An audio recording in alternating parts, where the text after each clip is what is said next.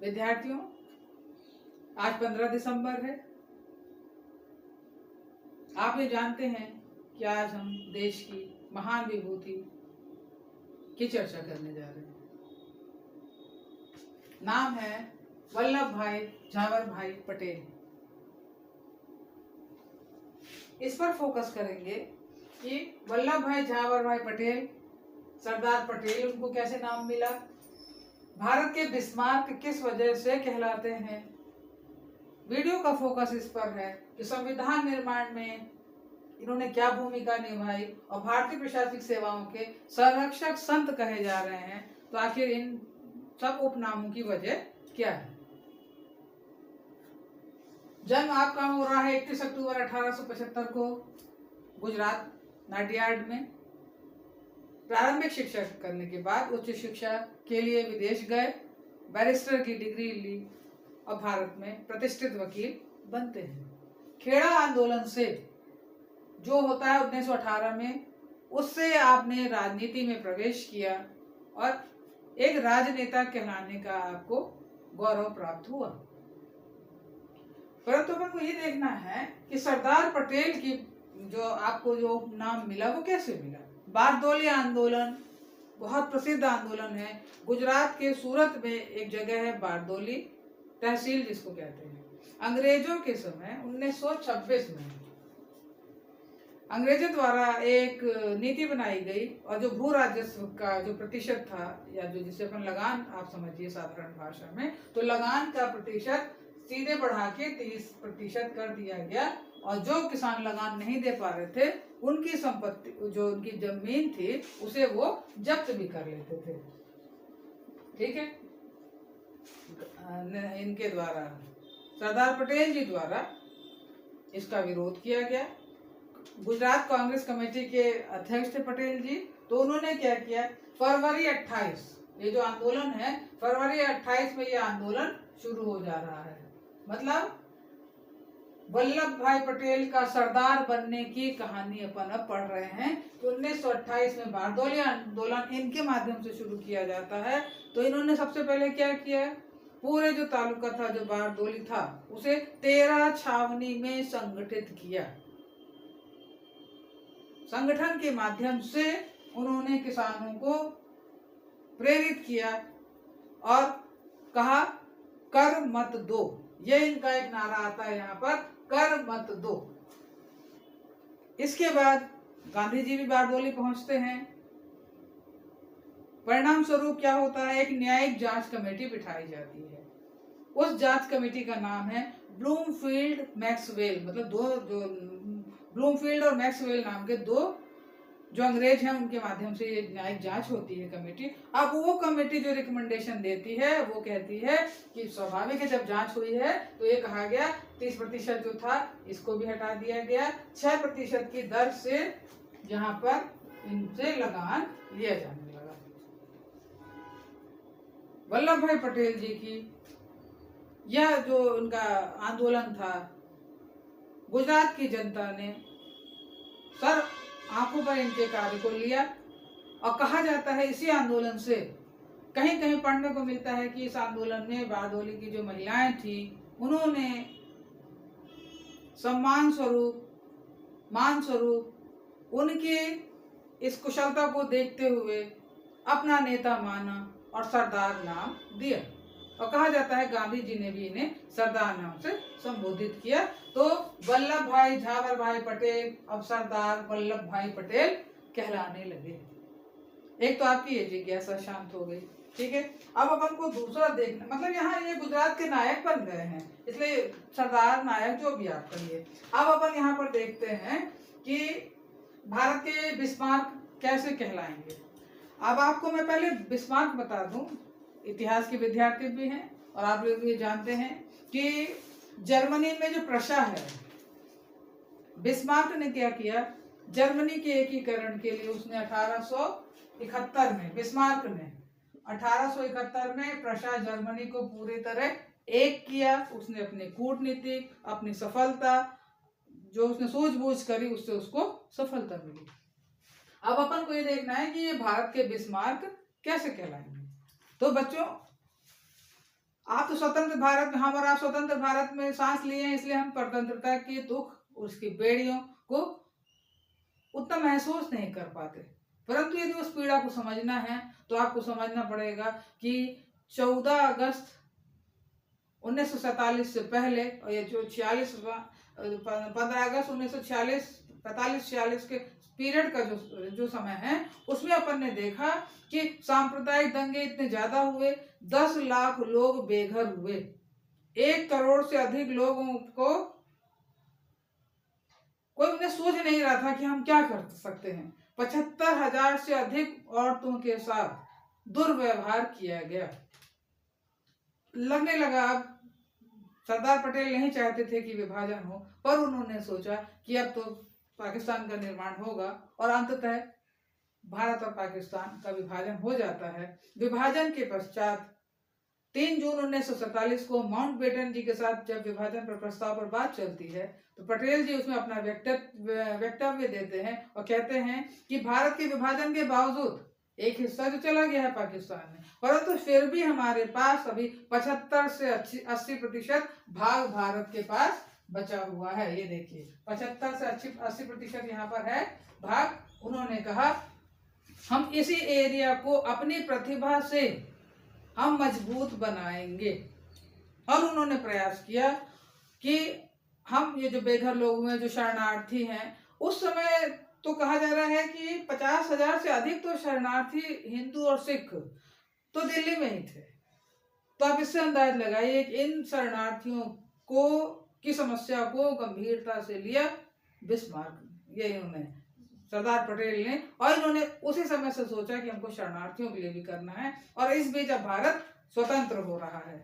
अब जब स्वतंत्र हो जाता है भारत, तो उसके बाद अपन को ये देखना है कि अब रियासतें क्या करें। तो मतलब इनका ये जो सूझबूझ थी, शरणार्थी के रूप में जब आ रहे हैं भारतीय, तो भी इन्होंने दिखाया।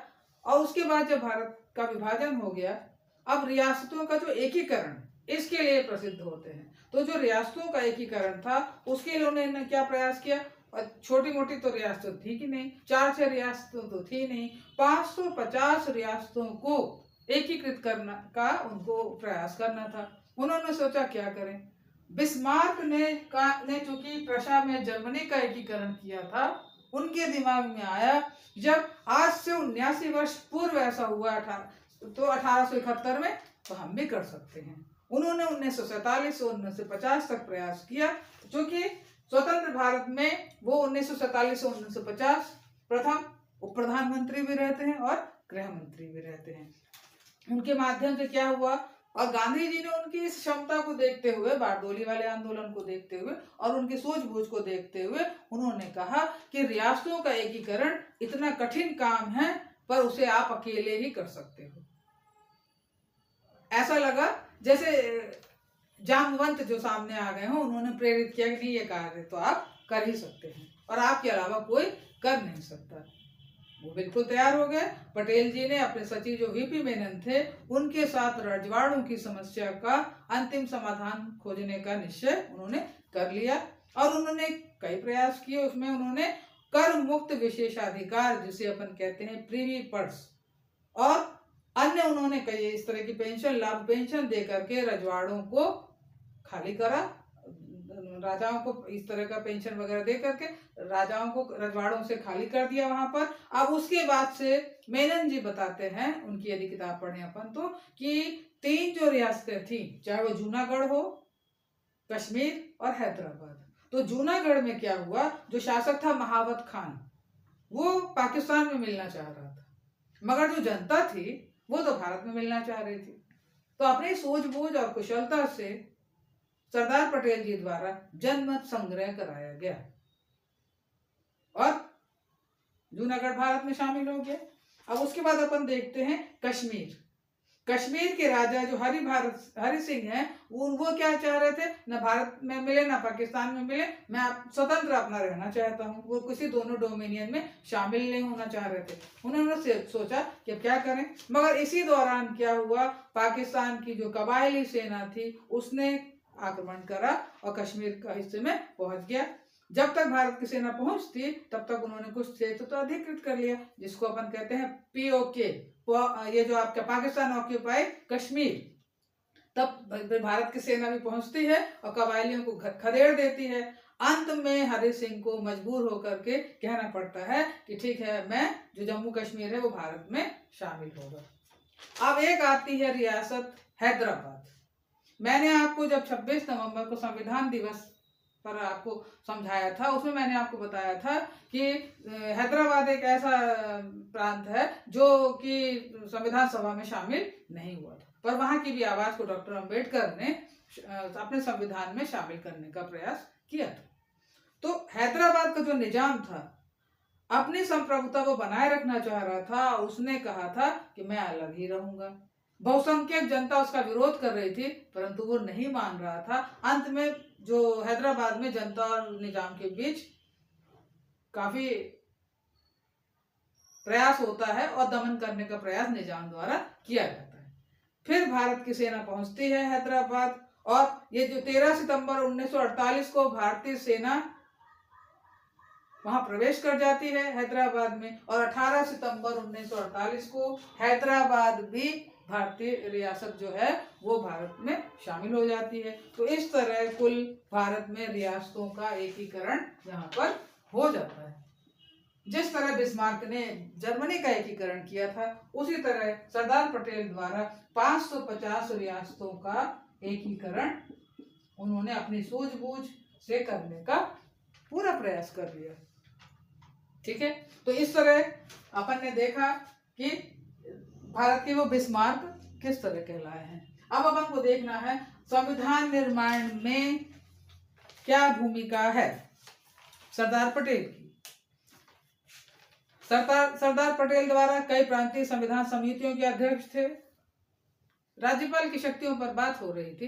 पहले ये कहा, संविधान सभा में जब डिबेट हो रहा था, पहले ये कहा जा रहा था कि जो राज्यपाल है उसका भी चुनाव होना चाहिए, जनता द्वारा निर्वाचित होना चाहिए।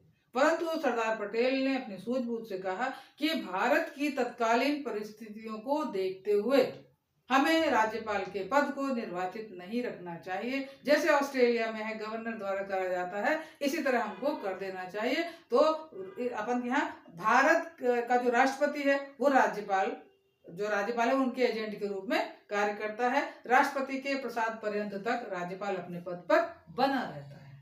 तो ये जो है कॉन्स्टिट्यूशनल असेंबली डिबेट्स में ये सब चीजें आई थी, और उसके बाद से उन्होंने सूझबूझ से जो राज्यपाल का पद है उसे निर्वाचित नहीं करा। और कई समितियों के जो संविधान समिति थे उसके अध्यक्ष थे, तो उसमें मौलिक अधिकार की, अल्पसंख्यकों की और जनजातियों की। सलाहकार समिति के अध्यक्ष थे, तो उन्होंने क्या कहा, मैंने आपको अभी जब हमने कल अंबेडकर जी की पुण्यतिथि मनाई तब भी मैंने कहा, राजेंद्र प्रसाद जी के अपन ने जब उस दिन जन्मदिन मनाया तब भी अपन ने ये देखा था कि चाहे वो राजेंद्र प्रसाद हो, चाहे वो अंबेडकर जी हो, अब अपन सरदार पटेल जी की बात कर रहे हैं, तो इन्होंने भी भारत की जनता को धर्म, जाति, लिंग के आधार पर समानता, मंदिर में प्रवेश, तालाब, कुओं आदि में, और ये जो रिसोर्ट वगैरह है, जो होटल वगैरह हैं, इनमें भारतीयों की पहुंच होनी चाहिए, सभी को समानता का अधिकार मिलना चाहिए। ये पुरजोर वकालत उन्होंने कॉन्स्टिट्यूशनल असेंबली डिबेट में कही थी, और उनका कोई भी बात काटी नहीं गई थी। तो संविधान निर्माण में भी इन्होंने अपनी महत्वपूर्ण भूमिका निभाई। अब अपन को ये देखना है, भारतीय प्रशासनिक सेवाओं के संरक्षक के संत के रूप में इनको कहा जा रहा है, तो कैसे। बच्चों में बताना चाहूंगी कि जो खेड़ा आंदोलन 1918 में हो रहा था, जब उन्होंने भारतीय राजनीति में प्रवेश किया, परंतु उससे पहले 1917 से 1924 में भारतीय नगर पालिका में जो सरदार पटेल थे, अपन उनको उस समय वल्लभ भाई पटेल, झावर भाई पटेल कहेंगे, कि तब उन्होंने यहाँ पर आयुक्त की भूमिका निभाई। तो एक प्रशासनिक अधिकारी का अनुभव, सूझबूझ और प्रतिबद्धता ये इन्होंने सीखी हुई थी। तो जब भारत स्वतंत्र होता है तो नेहरू जी द्वारा तो कहा गया था कि ये जो अंग्रेजों के समय ICS थे, तो नेहरू जी ने कहा कि हम इस पद को हटाना चाहेंगे, हम अपना नया सृजन करेंगे।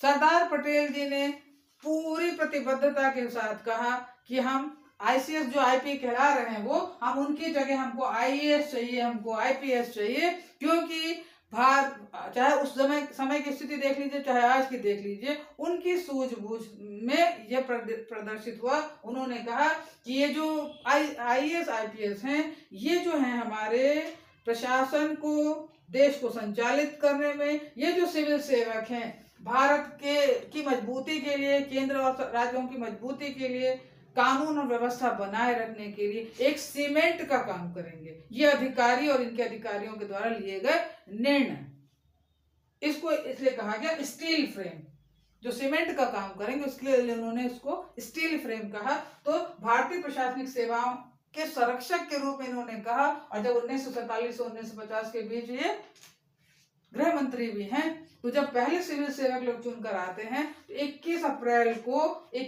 1947 भारत स्वतंत्र हो गया और अपन को अपना काम करना है ना। तो उन्होंने क्या किया, 21 अप्रैल 1947 को इन्होंने सिविल सेवकों को पहली बार संबोधित किया था। इसीलिए 21 अप्रैल का जो दिन है सिविल सेवा के रूप में मनाया जाता है, इसलिए इनको सिविल सेवाओं का संरक्षक भी कहा जाता है। बच्चों, ये बताना चाहूंगी कि वल्लभ भाई झावर पटेल, सरदार पटेल, भारत के बिस्मार्क, संविधान निर्माण में भूमिका और भारतीय प्रशासनिक सेवाओं में जो संत कहला रहे हैं, परंतु भारत के बिस्मार्क कहलाने, उन्होंने राष्ट्र का एकीकरण किया, उसका 68 वर्ष बाद यह हमको देखने को मिलता है कि वर्ष 2018 में 31 अक्टूबर, जिस दिन इनका जन्मदिन है, उस दिन, इनके जन्म के दिन, बड़ौदा के जो नर्मदा जिले में केवड़िया कॉलोनी में है, वहाँ पर इनकी एक स्टैच्यू ऑफ यूनिटी वो बनाई गई। और ये जो इनकी प्रतिमा है, प्रतिमा कहा जाता है कि दुनिया की सबसे ऊंची प्रतिमा है, जो 182 मीटर ऊंची है। कहा जाता है जब इसे दर्शनार्थी देखने जाते हैं 7 किलोमीटर दूरी से उसकी ऊंचाई देखने को मिलती है, जो स्टैच्यू ऑफ यूनिटी कहलाती है, जो इनकी पर्सनालिटी को बताती है कि इन्होंने भारत का एकीकरण किया। एक बात और कि 1991 में इन्हें मरणोपरांत भारत रत्न से विभूषित किया जाता है, लगभग 41 वर्ष बाद। और बच्चों, मैं बताना चाहूंगी कि आज उनकी 73वीं जयंती है। इस अवसर पर हम सभी भारतवासी उनकी इन सेवाओं को याद करते हुए सादर नमन करते हैं। और आप सभी विद्यार्थी प्रेरणा लें कि लोक सेवक हमें कैसे बनना चाहिए और भारत को कैसे हम मजबूती प्रदान कर सकते हैं। बहुत बहुत धन्यवाद।